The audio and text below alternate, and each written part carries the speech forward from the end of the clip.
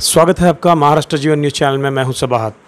आज हम परली में हैं और परली में आज एक ख़ास बात यह है कि आज जमीयत उलमा हिंद महाराष्ट्र के जनरल सेक्रेटरी मोहतरम हलीमुल्लाह साहब क़ासमी मौलाना यहाँ पर हमारे साथ मौजूद है और आज हम इनसे चंद बातें करना चाहेंगे और इनसे जानना चाहेंगे कि आज जो मुल्क के हालात जिस तरह से हैं उसके ऊपर इनका क्या मौक़िफ़ है। मौलाना, बहुत स्वागत है आपका महाराष्ट्र जीवन न्यूज़ चैनल में। असल में जो अभी आज की हालात है, मुल्क के जो हालात हैं, जिस तरह से दिन ब दिन जो तब्दीलियाँ नज़र आ रही है, उस बारे में आपका क्या ख़्याल है?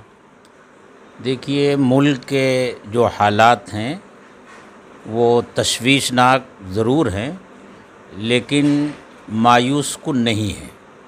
जब तक हमारे इस मुल्क में हमारा संविधान मौजूद है जो मुल्क के हर शहरी को बराबर का हक़ देता है, उस वक्त तक मुल्क के किसी भी शहरी को मायूस होने की ज़रूरत नहीं है। जिस तरह आपने कहा कि मुल्क में जो हालात हैं उसके अंदर मायूसी की ज़रूरत नहीं है, तो आप अगर देखेंगे कि हाल ही में जो है उत्तर प्रदेश के अंदर जो हालात जिस तरह से आए हैं कि उत्तर प्रदेश के अंदर जो है मदरसों की जांच के ताल्लुक़ से जो है तो वहाँ की उत्तर प्रदेश की जो हुकूमत है उन्होंने एक फ़ैसला लिया, तो उस बारे में भी कुछ उलमाओं की राय अलग है और कुछ की अलग है, तो आपका इस मामले में क्या मौक़िफ़ है?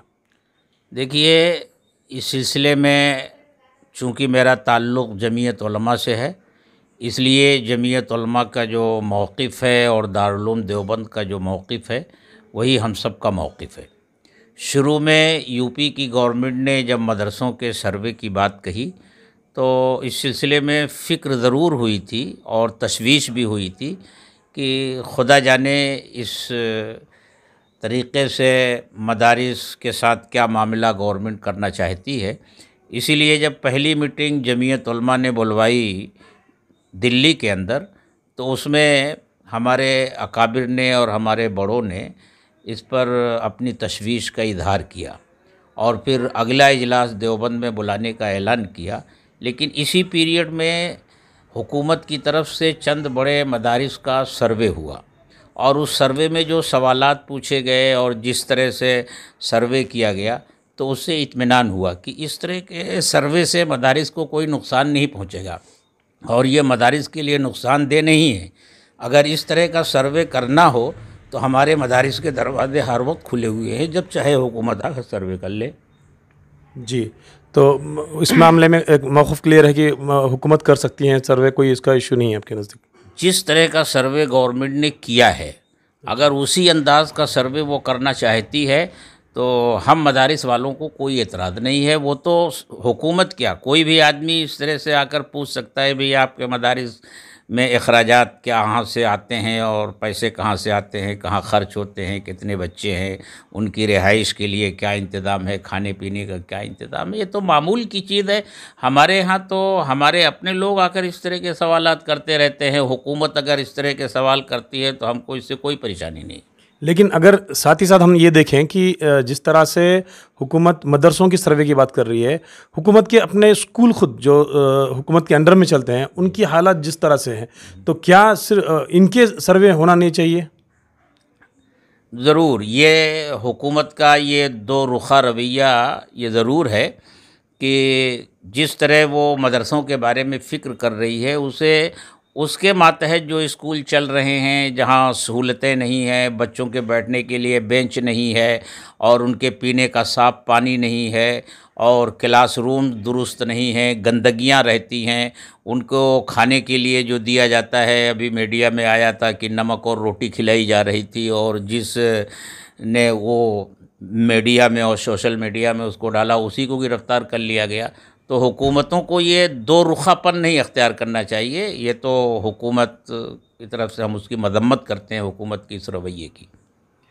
ठीक है, अब जो अगली बात जो हमारी ये है कि अभी पॉपुलर फ्रंट ऑफ इंडिया, इसके ऊपर एक गवर्नमेंट की तरफ से पाबंदी आयद की गई है, तो इस मुतालिक आपका क्या मौक़िफ़ है? देखिए, हमने पहले ही ये बात साफ़ कर दी है कि यहाँ के संविधान से और यहाँ के दस्तूर से बड़ा कोई नहीं है। जो भी दस्तूर के ख़िलाफ़ कोई काम करता है, हुकूमत को ये हक़ हासिल होता है कि वो उसके ख़िलाफ़ कार्रवाई करे। लेकिन हम ये ज़रूर कहेंगे कि पहले उसकी तहकीक होनी चाहिए। वाकई जिस शख्स को गिरफ़्तार किया जाता है या जिस जमात के ऊपर पाबंदी लगाई जा रही है वो गैर कानूनी सरगर्मियों में मुलव्विस है कि नहीं है। अगर वो गैर कानूनी सरगर्मियों में मुलव्विस है तो बिल्कुल गिरफ़्तार होना चाहिए, किसी शख्स को भी गिरफ़्तार होना चाहिए। और इस सिलसिले में हुकूमत को दो रुखी पॉलिसी नहीं अख्तियार करनी चाहिए।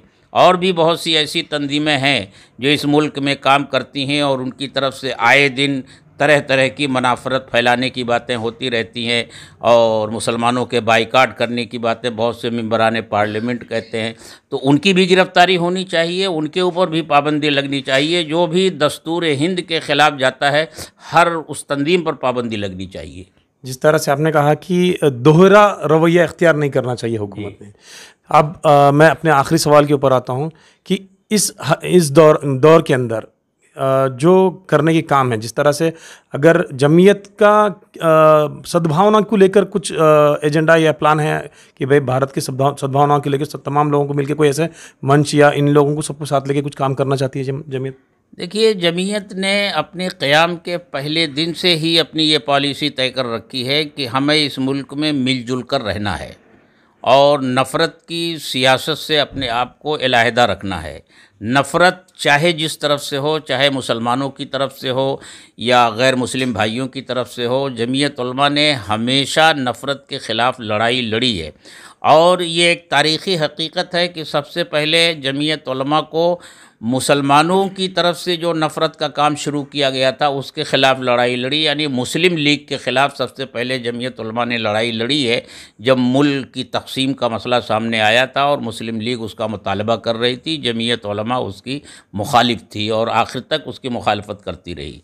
इसी तरह दूसरे लोगों की तरफ से जब नफ़रत की बातें की गई और माहौल में नफ़रत घोलने की कोशिश की गई, उस वक्त से भी जमीयत उलमा कौमी यकजहती के नाम से ये तहरीक चला रही है कि ये मुल्क हमेशा प्यार व मोहब्बत के साथ चला है और प्यार व मोहब्बत के साथ ही चलेगा।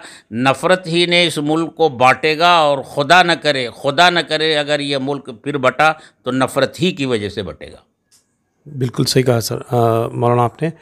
एक सवाल आपसे मैं ये करना चाहूँगा कि बिल्किस बानो केस का जो अभी पीछे में जो मामला आया कि उसके जितने भी जो गुनाहगार थे उन्हें जो है तो छोड़ा गया और बाज़ाब्ता उनका जो है सत्कार भी हुआ। इस मामले में क्या आप कहेंगे इस मामले में? ये बहुत अफसोसनाक चीज़ है जो हुई और उस वक्त भी जमीयत उलमा के सदर मोहतरम हज़रत मौलाना अरशद मदनी दामद बरकातहुम ने यह कहा था कि अगर बिल्किस बानो इस केस को आगे लड़ना चाहती हैं और वो जमीयत की तरफ रुजू करती हैं तो जमीयत उलमा उनके केस को लड़ेगी।